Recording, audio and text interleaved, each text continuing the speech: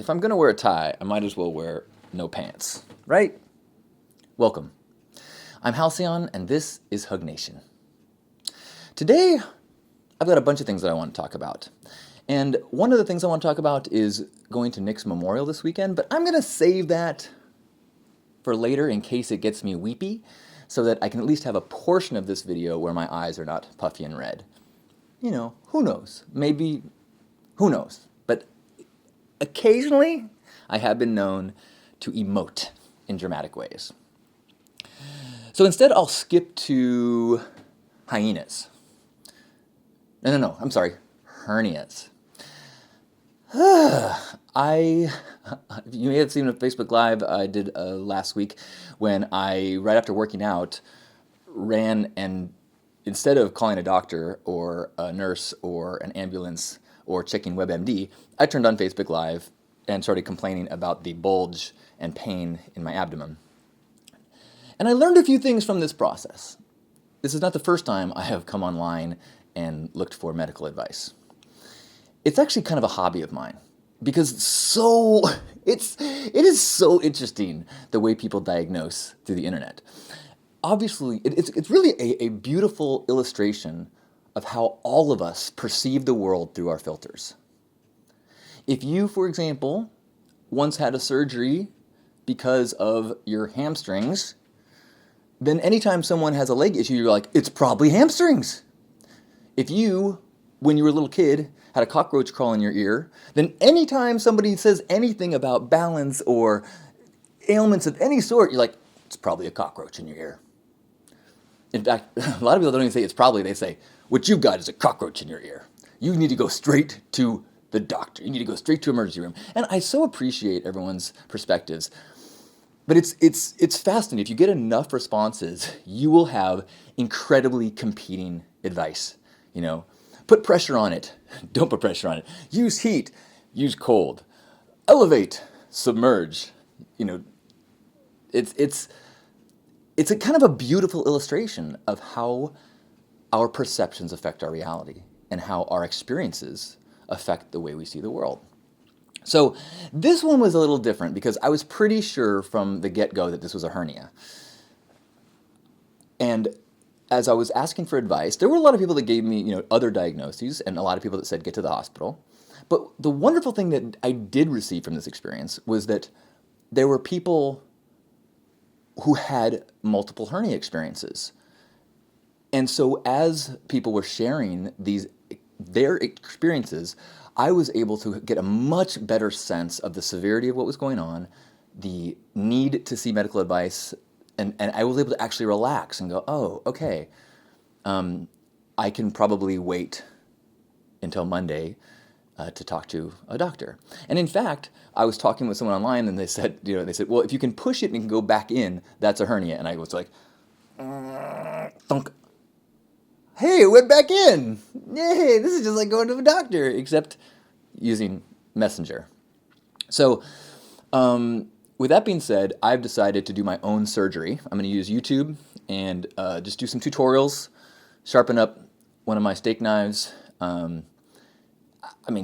Really, I'm emboldened with the medical experiences that I've now had through my Facebook Live diagnosis. Again, not a diagnosis, but it was the experiences that were helpful. And I think that it all goes together, like knowing other people's experiences and allowing yourself to kind of feel the breadth of experiences that people have and then filter it through your own experience is really the grand gift of the multiple perspectives of the internet.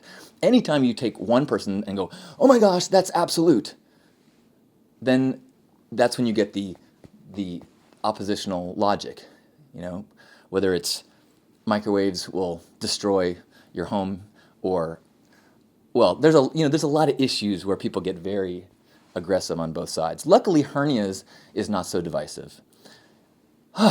So I actually went to the doctor today. The doctor poked me. She was amazing. I totally loved this new doctor because they had to get me in quickly. And I have a hernia, 98% sure. Go to see a specialist tomorrow morning and then decide if I want to have surgery. So yes, I may let a professional do the surgery, but only if I can't find a good YouTube tutorial. So thank you everybody who gave me care and advice and perspectives and love, because love and laughter heal most things, don't they? Maybe not hernias, but in fact, maybe laughter is very bad for hernia. Turn your head and laugh. Oh, I wanted to. Did you not notice the suit? Yes, I am dressed a little more formal than I have in the past often, but I wore this weekend, and I thought I would, as long as it still needs to be laundered, I might as well get one more use out of it. But just so you don't think that I'm too fancy, like I'm selling out, I want to make sure you can see my entire outfit, which is, see that? All right, so there we go. There we go. Okay. I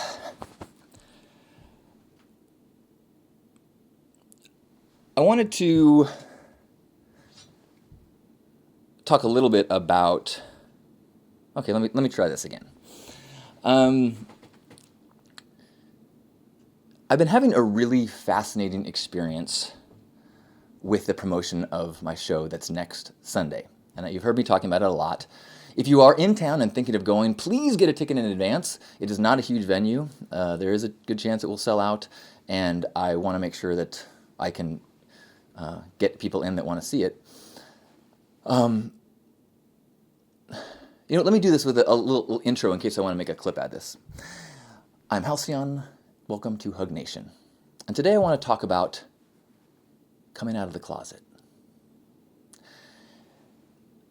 The upcoming show that I'm doing on May 27th is about a chapter in my life that ended about 10 years ago. And it was a time in my life when I was dabbling in web experiments and making my sexuality public. And the process of revisiting that time in my life as I'm preparing for it has been really profound for a lot of reasons. I'm remembering and rereading things that I wrote, manifestos I wrote, reading the actual blog posts and thought process that led me to make these decisions that were perhaps courageous, perhaps stupid, but certainly revealing and controversial. And so as I'm reading my thoughts at the time, I'm reminded of how much thought and how much philosophical intention there was behind things I was doing. And I'm finding myself super energized. And I'm finding myself remembering why I was called to be a sex activist of some sort. And I remember how at the time, although so many people were advising me against this continual revealing, that I felt called to. I felt like this is the thing that I was supposed to be working on. I'm supposed to be putting my efforts towards or putting risk towards. This is the warrior battle that I was being called to, was that of sexual shame. And I'm finding that as I'm revisiting this and as I'm preparing for the show, I'm getting like energized. And I mean, one part of it is because I'm doing a live show, and that's exciting and energizing. But also, I think what's happening is that I'm returning to a part of my truth, and I'm kind of reopening the door to a part of myself that is absolutely my core. And so it's almost like I'm coming out of the closet again, re-emerging from the closet about my truth.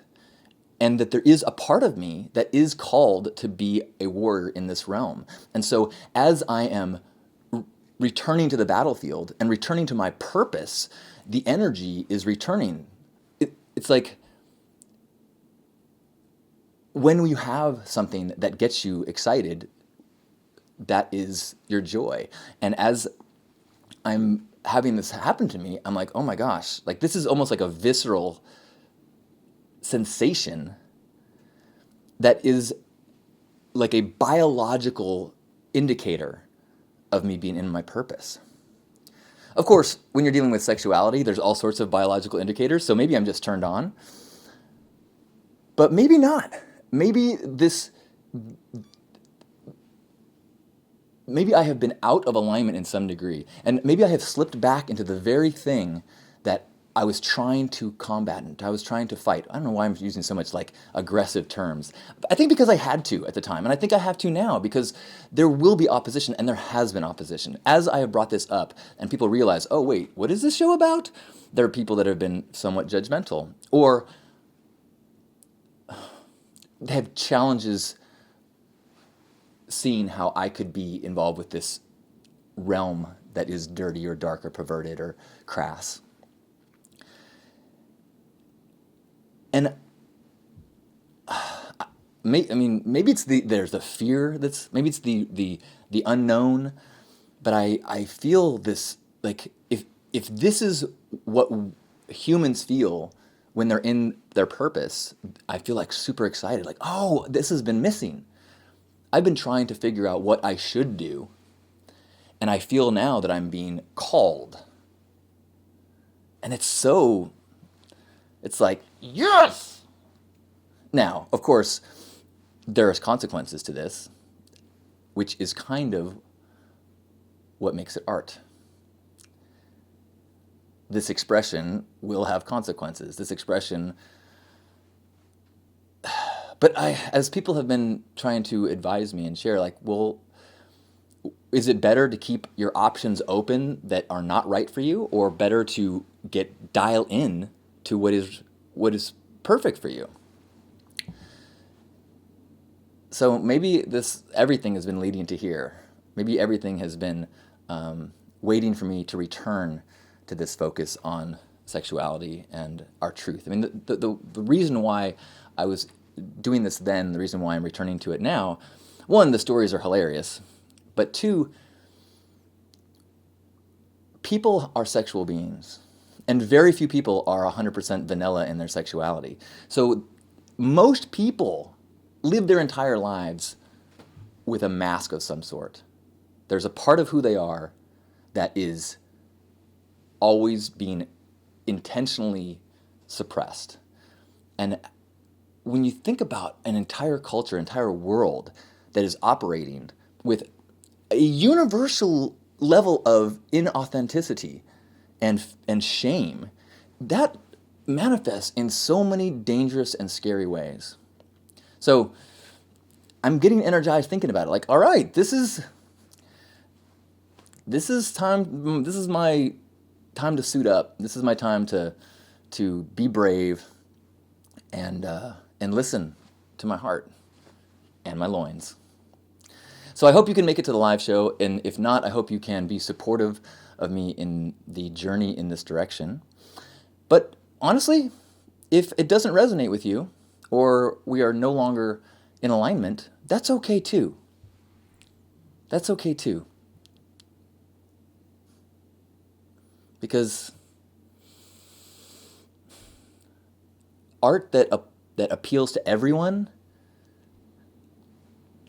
there's no joy in that. There's no power in that. There's no world changing in that.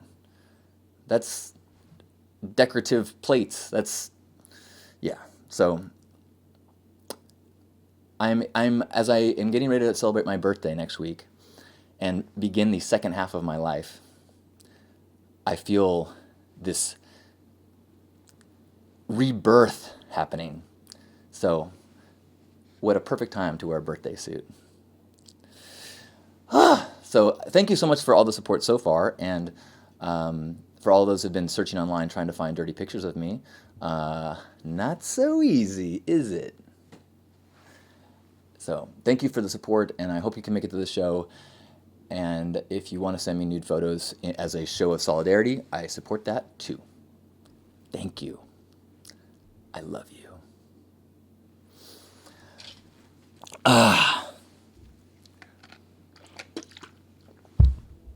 Oh boy.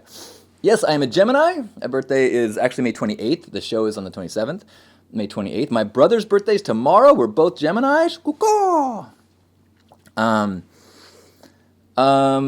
Let's do this. Let's have a hug, and then I will talk a little bit about the experience with Nick's memorial. Okay, let's do that. You up for that? Da, da, da, da, da, da. All right, wherever you are. And remember, this is a double hug because I forgot it last week. So grab yourself by the shoulders. Have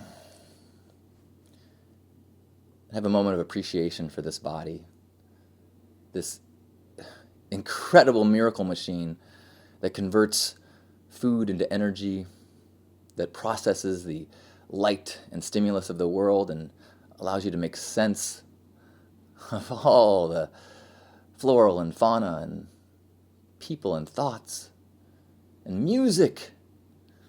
What a gift to just be a physical being with the ability to perceive. But beneath this physical surface, this physical being, is our realm of thought and emotion. And those thoughts are what make it fun. It's what gives you the drama and sometimes the sorrow and the joy.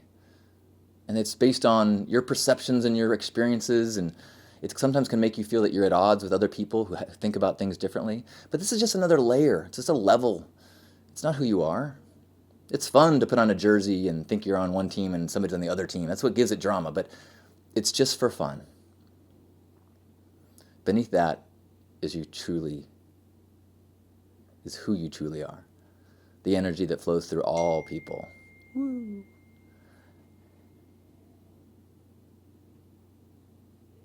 Ding! That energy flowing through us.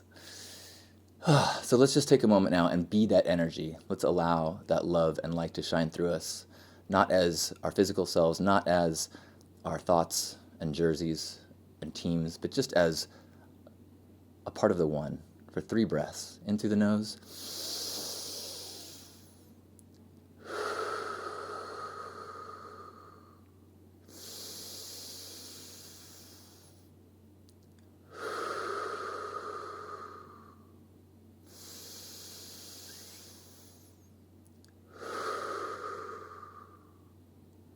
On behalf of Grandpa Caleb and all the Love Warriors, happy Hug Nation.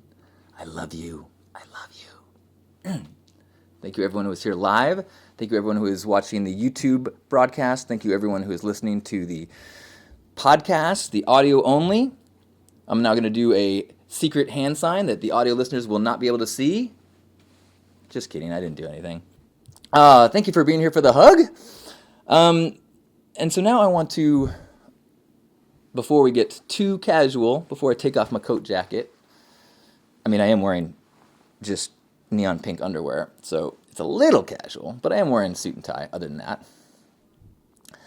I wanted to share a little bit about my experience at Nick's memorial. And I'll be honest that I was very hesitant. I kind of felt like I had cried as much as I needed to, and I'd kind of processed so much.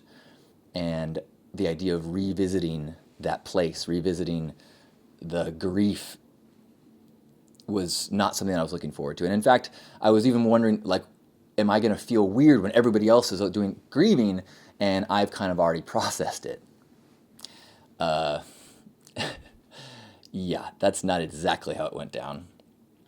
But even as I was showing up, I was nervous because I had heard through a number of people that a lot of people who were at the service watched the videos that I made about Nick the day that I heard, and the grieving and the tears and I said a lot of stuff, and I don't even know exactly what I said, but I know that I was pretty raw, and it wasn't the kind of things that I intended to say to his family. And I was very concerned that I had said things that were insensitive, or, I talked about doing drugs with him. I talked about our depressions. I don't know if that's the kind of thing that a family would want publicly out there. And in fact, I'd heard from one person at least that they disapproved of what I'd said. But I'd heard from a number of other people who were very that it was healing for them. And I felt kind of embarrassed, and I felt crass, and I felt like, I hope these people don't, I don't know. I just was like, I felt like I didn't want anyone to think that I was, taking this death and making it into content for my YouTube channel. If they didn't know me and what I was about, and whereas I felt like this is part of my service, is in trying to share the journey and it be as transparent as I can, and trying to feel sometimes as a cathartic tool for others sometimes. And luckily, everyone that I spoke to who had seen it was grateful, and some profoundly so. Apparently, Nick was very good at keeping his name off the internet. There's only a few links to his name, and the video that I just made about him on YouTube was one that came up. So as family members and friends were trying to, find pictures or seek out the very little things online about him, a lot of them, saw this pink-haired guy bawling, crying, and talking about crazy Burning Man adventures. So luckily, that my anxiety about that did not was not a problem. I mean, it was unfounded. And the most wonderful part of it for me was there's a slideshow that they played that started. First, they played a Smashing Pumpkins song was in the background, which used to be my favorite band, and it started with pictures of him as a baby, like in the hospital, and and and his family and his sister, and this just like, and over the course of the song, you're just getting this like, you mean like, I know intellectually Nick had family. Obviously, he had a mom, dad, step parents, but seeing it on the screen and seeing all of these people that were not burners that filled the church, standing room only in the aisles, and knowing that he had so much of his life were things that I just didn't know. I mean, and that's true with everybody, but it was really a good reminder to see, this family life, these friendship life, this Boy Scout life, the stories of when he was young and saved these two boys' life. There was one of the women that was the most profoundly grateful for the video that I did. A woman came up to me and she was crying and saying, "Thank you, it's helped me so much." She said, "My son was one of the boys that Nick saved the life of when Nick was a teen, and my son is here, And then his grandfather spoke and talked again about that story of when he was a young boy and swam out and saved two boys' lives, and received some honor that is like never been given to a to a civilian from the Coast Guard.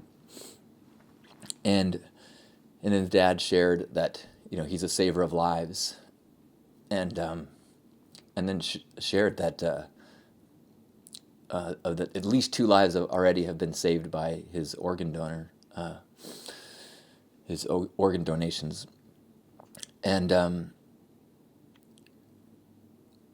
as the slideshow was happening, I started crying so hard. But it was a really strange experience because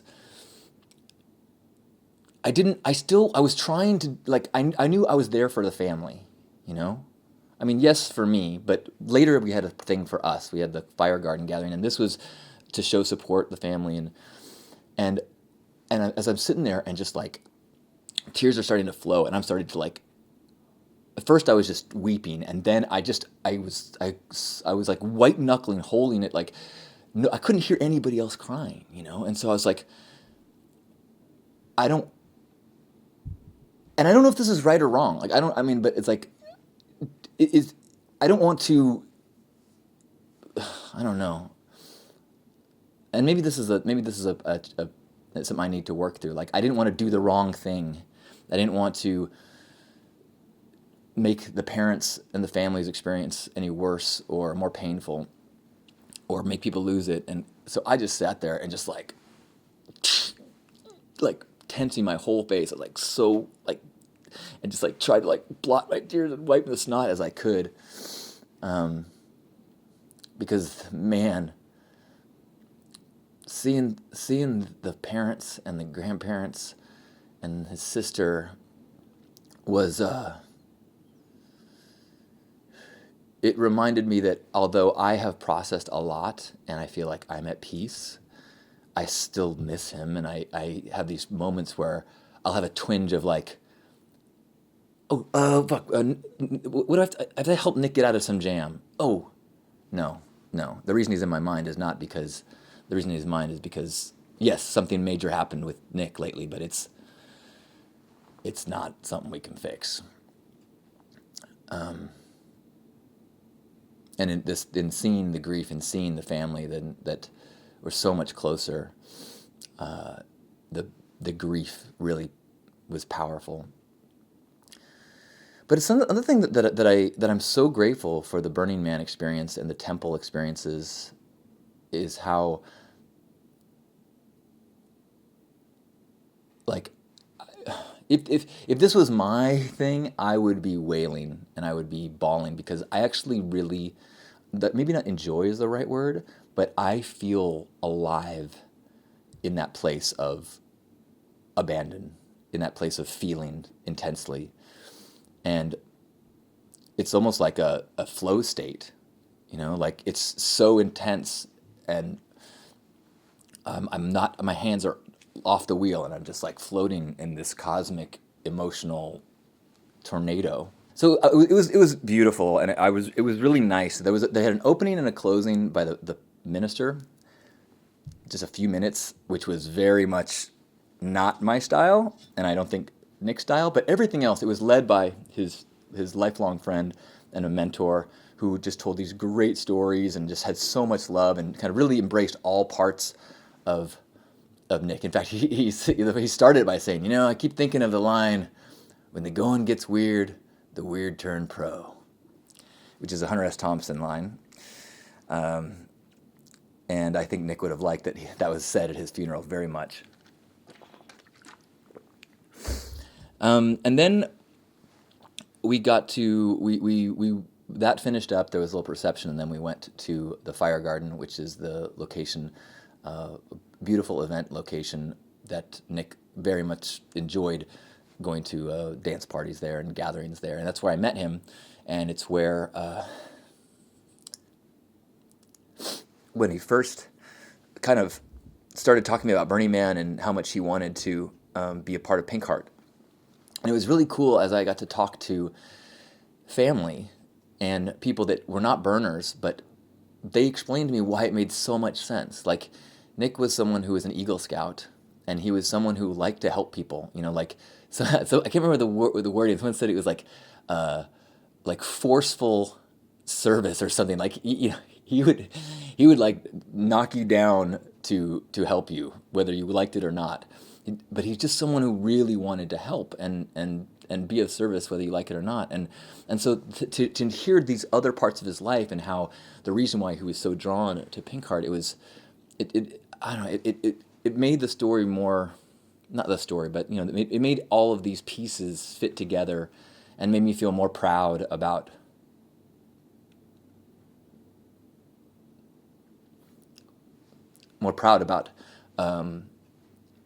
the the life that we did get to overlap with, and the way that my life interacted with his. And another highlight of it, I got to meet his mom, who was just such an amazing woman. She's I think a pastor at a very groovy church, and she's like a medium, and she's just so groovy and awesome. And if you saw online, we were doing a fundraiser to try to. There's certain hard costs involved with throwing these events and things, and so we were trying to raise money so that we didn't have to even talk to the parents and say, hey, we just didn't want to. It didn't even bother them at all. Like we were the fundraiser, and I know a lot of people here have contributed, and so we were able to pay off, and we got a bunch of people gave great deals on things, and so in the end, I was able to give his mom a check saying, hey, we collected some money to help with some of the extra expenses, and it was a check for $1,000. And she was so moved, and it was it was kind of like I felt like it was literally the least we could do. Um, but there's something about it that just like another energetic form of love that we were able to give to her. She was so great, man. So when I met his father, it was a little awkward, understandably so. I felt like what a what a nightmare scenario, having like a greeting line and trying to have conversations with all these people. So I talked to the father at the reception and then waited to talk to the mom at the fire garden. And when I got to talk to her, um, and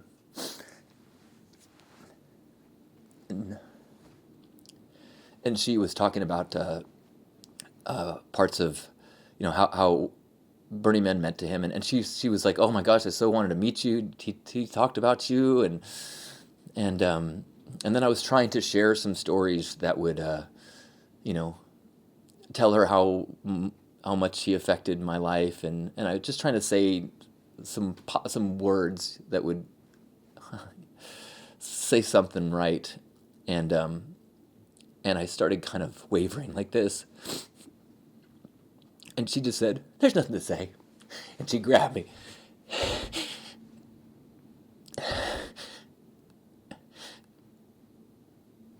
and I was like, you know,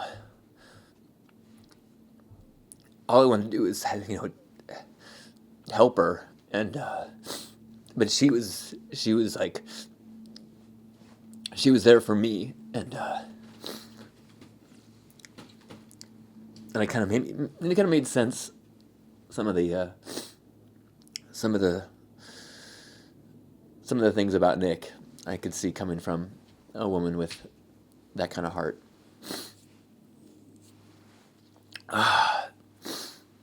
Well, I guess I was wrong. I did not cry. I thought I might cry talking about it, but apparently I I'm like a stone. I'm like a statue. One thing that I wanted to just respond to, I wrote, the day was hard, and it was intense. And a lot of people reached out to me, which I really appreciated. But a lot of people reached out to me with concern. And I think were worried that I was down and depressed. But I want to make sure that people know that I'm not. You know, I was grieving and I have sadness, but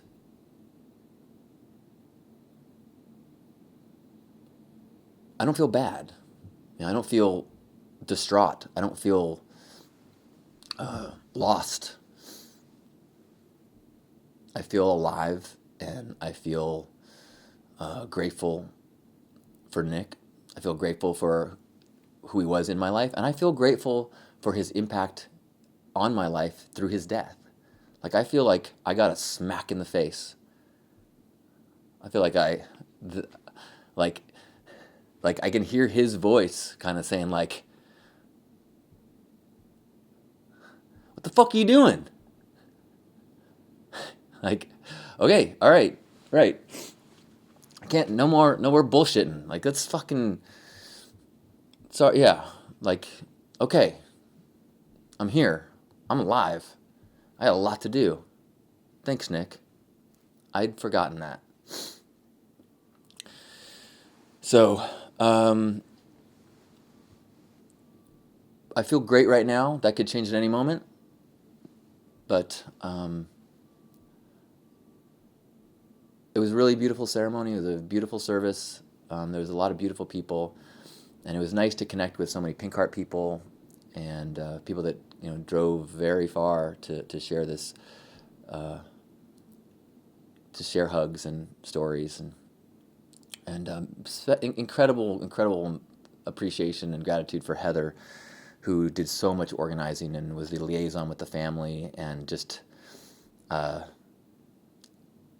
I can't really even comprehend how much she took on to make it as easy as possible for everyone. So Thank you, Heather. Thank you, Pinkheart. Thank you, Nick's family. Thank you, Nick. Thank you. I love you.